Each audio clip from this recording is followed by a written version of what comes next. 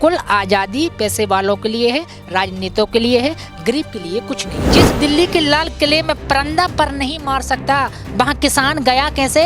किसान नहीं गया, बीजेपी के लोग किसान बन के गए किसान के आंदोलन को कमजोर करने के लिए। आपने रात के 12 बजे नोटबंदी कर दी, आपने जीएसटी लगा दिए, किसानों के लिए 3 कानून बना दिए, तो कानून लेने में रद्द करने में कितना विलम्ब हो रहा है। मोदी जी, आप पहले कहते थे जय जवान जय किसान, आपने ऐसे हालात खड़े कर दिए कि जवान और किसान को दोनों को आमने सामने खड़ा कर दिया।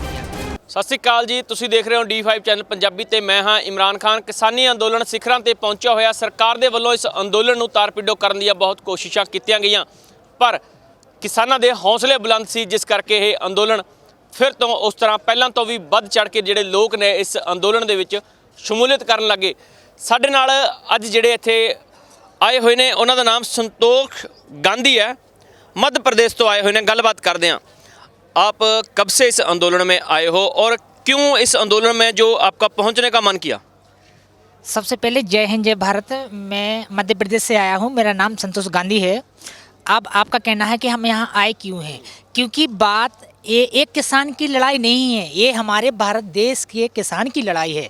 मैं मोदी सरकार से पूछना चाहता हूँ कि मोदी जी, आप पहले कहते थे जय जवान जय किसान, आपने ऐसे हालात खड़े कर दिए कि जवान और किसान को दोनों को आमने सामने खड़ा कर दिया।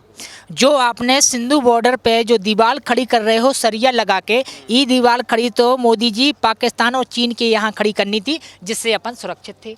दूसरी चीज़, अब अगर अपन बात करें कि जिस प्रकार से मोदी जी बोल रहे हैं कि दिल्ली के लाल किले में किसान घुसे, तो मैं पूछना चाहता हूं देश की जनता से, देश के तमाम नेताओं से, कि जिस दिल्ली के लाल किले में परिंदा पर नहीं मार सकता, वहां किसान गया कैसे? किसान नहीं गया, बीजेपी के लोग किसान बन के गए किसान के आंदोलन को कमजोर करने के लिए। दूसरी चीज़, 29 तारीख को दिल्ली में सूत्री बम फुरवा के मोदी जी ने बोल दिया आतंकवादी आ गए, बम ब्लास्ट हो गया। तो हम पूछना चाहते हैं कि मोदी जी, आप किस दुनिया में जी रहे हो? आपने कोरोना जैसे काल में कई मंचों पर भाषण दिए, भाइयों बहनों, तो श्रीमान जी वहाँ आपने स्वागत किया, तो यहाँ किसान मोर्चा में भी आइए, यहाँ भी कहिए भाइयों बहनों मैं आपके साथ हूँ। आप ही ने तो नारा दिया है कि सबका साथ सबका विकास। तो आज अगर किसान के साथ अन्याय हो रहा है तो आप देख क्यों रहे हो? आपने रात के 12 बजे नोटबंदी कर दी, आपने जीएसटी लगा दिए, किसानों के लिए 3 कानून बना दिए, तो कानून लेने में रद्द करने में कितना विलम्ब हो रहा है। आप खाली सुप्रीम कोर्ट को आंकड़े में ले रहे हो श्रीमान जी। हमें पता है कि आप अगर चाहे लोगे तो ये 2 दिन में ही रद्द हो जाएगा।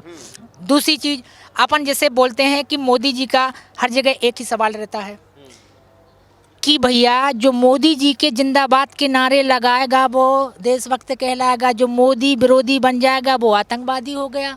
ये कौन सा 2020 का नया टाइटल पैदा कर दिया आपने? हम पूछना चाहते हैं मोदी जी, क्या देश में जब तक आप हो प्रधानमंत्री तो क्या हमें आपकी माला जपनी पड़ेगी कि मोदी मोदी मोदी मोदी?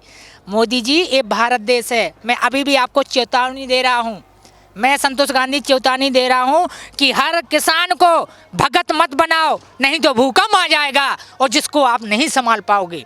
मैं फिर भी आपसे विनती करता हूँ कि हमारे जो किसान भाई हैं, ये पूरे देश की लड़ाई है, और मैं आपसे कहना चाहता हूँ कि जिस देश में किसान ही नहीं रहेगा, जवान ही भी नहीं रहेगा, उस देश का संविधान का अर्थ क्या निकलेगा?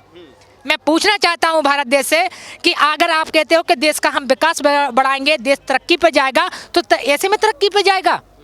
सभी अभी यहाँ के कुछ लोग बोलते हैं कि गांधी जी यहाँ पर ऐसा चल रहा है कि रोजगार, पहले मीडिया ने बताया कि यहाँ के लोग खुद भगा रहे हैं, यहाँ के लोग कोई नहीं भगा रहे हैं, किसानों का आंदोलन यहाँ के मार्ग से। आपने देखा इस आंदोलन में आकर, इस आंदोलन में आपको क्या क्या देखा आपने? क्योंकि बड़ी सोशल मीडिया पे अफवाहें फैलाई जा रही थी कि यहाँ पे जो है 1000 किसान हैं उनको निकलने नहीं दिया जा रहा, ऐसे आपने क्या देखा यहाँ पे? और जो आपको पता चल रहा था अफवाहें, उनके बारे में बताइए। जी, सबसे पहले मैं आपको बता देता हूँ, मैं यहाँ सिंधु बॉर्डर पर खड़ा हुआ हूँ। जो आंदोलन चल रहा है किसानों का, उनके बीच में ही खड़ा हुआ हूँ। जो मीडिया द्वारा, बड़ी मीडिया ने जो भी न्यूज़ निकाली है या पूरे भारत देश में बताई है, ये पूरी गलत है। पहली चीज़, सिंधु बॉर्डर पे आज अगर कहूँ किसानों की संख्या ले लो तो मेरे अंदाज से, मेरे आंकड़े से 1 लाख से कम नहीं निकलेगी। 20,000 से 40,000 तो तुमको ट्रैक्टर देखे मिलेंगे। यहाँ बिल्कुल अहिंसा परमो धर्मा के मार्ग से महात्मा गांधी के पद चिन्हों पर ये पूरे किसान यहाँ बैठे हुए हैं। दूसरी चीज़, जो अटारी बॉर्डर है बोलते हैं बड़ी मीडिया, अगर मैं न्यूज़ में चल रहा था, टिकरी बॉर्डर में मीडिया में चल रहा था कि वहाँ पूरे किसान हटा दिए गए हैं। तो मैं संतोष गांधी इस बात का साक्षी हूँ। मैं कल वहाँ गया था, वहाँ आज भी लोग हजारों की भीड़ में इकट्ठे हैं और आंदोलन कर रहे हैं। दूसरी चीज़, मैं बड़ी मीडिया से बोलना चाहता हूं कि अगर एक बार तो अब देशभक्त बनो, एक बार तो जनता की बात सुनो। मैं ये नहीं कहता कि मोदी जी का विरोध करो, पर जनता का भाई तो हक बात में सामने रखो कि मोदी जी आज भी वो बैठे हैं। अच्छा, आपने जो ये लिबास पहना हुआ, जो भेष बनाया हुआ, वो महात्मा गांधी जी के जैसा बनाया हुआ। अच्छा, इसका मैं आपको खुल के बता देता हूँ कि मैं गांधी जी क्यों बना हुआ हूँ। गांधी जी बने मुझे 16 साल हो गए। हमने भारत देश की राजनीति में 2 चीज़ देखी हैं। कहते हैं कि देश आज़ाद है, पर कहाँ है आज़ाद?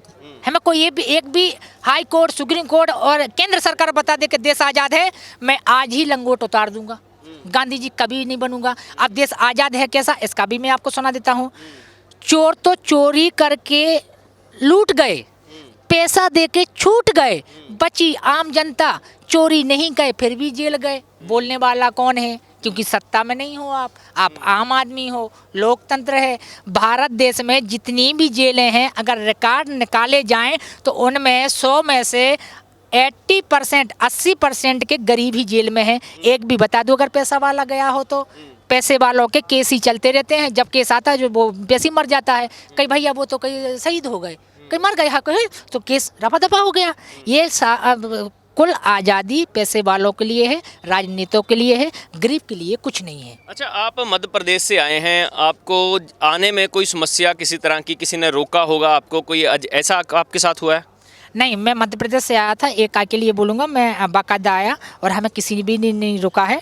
हमने मतलब निजामुद्दीन पे कुछ अधिकारों से बात की, उनने हमें बताया कि गांधी जी आप हो तो हम इसलिए बता देते हैं कि जो गलतफहमियां मीडिया उड़ा रही है वो गलत है। आज भी आंदोलन चल रहा है किसानों का और किसान आंदोलन कर रहे हैं। और क्या कहना चाहोगे, क्योंकि इतना बड़ा आंदोलन आपने भी देखा, इतने टाइम से यहाँ पे बैठे हैं किसान, शहीदियाँ भी हुई हैं किसानों की, और फिर भी जो सरकार का वही रवैया देखने को मिल रहा।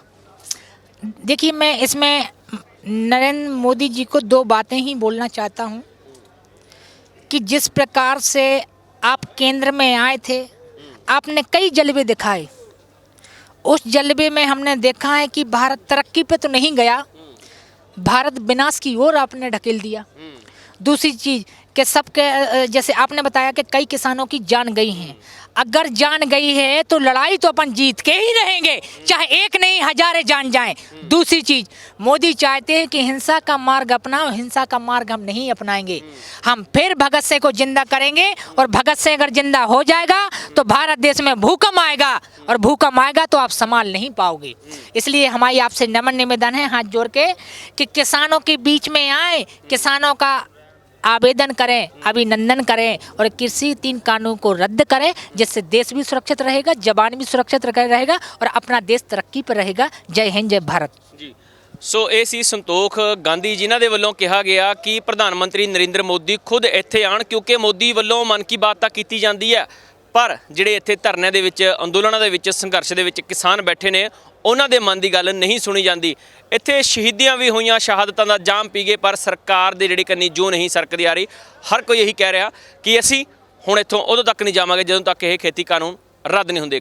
ਕੈਮਰਾਮੈਨ ਗੁਰਪ੍ਰੀਤ ਦੇ ਨਾਲ Imran Khan, D5 channel Punjabi. D5 channel Punjabi ਹੁਣੇ ਸਬਸਕ੍ਰਾਈਬ ਕਰੋ, ਬੈਲ ਆਈਕਨ ਤੇ ਕਲਿੱਕ ਕਰੋ।